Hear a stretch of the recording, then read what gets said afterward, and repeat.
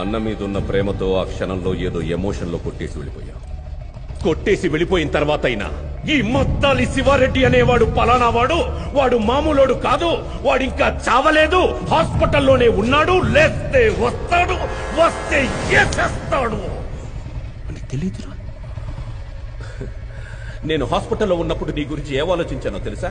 శివారెడ్డి నుంచి ఎలా తప్పించుకోవాలి, ఎక్కడ దాక్కోవాలి అని పారిపోయి ఉంటావు. నిన్ను పట్టుకోవడానికి ఎక్కడెక్కడ వెతకాలి, ఎన్ని రోజులని వెతకాలి అని ఆలోచించాను.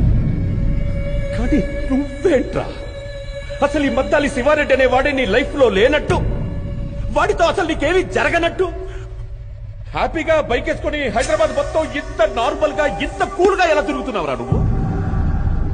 ఎవరు సార్ మీరు? ఎవరు సార్ మీరు? నేనెవరో నీకు తెలీదు. మీరేం మాట్లాడుతున్నారు? మీరు ఎవరు అనుకుని ఎవరితోనో మాట్లాడుతున్నారు?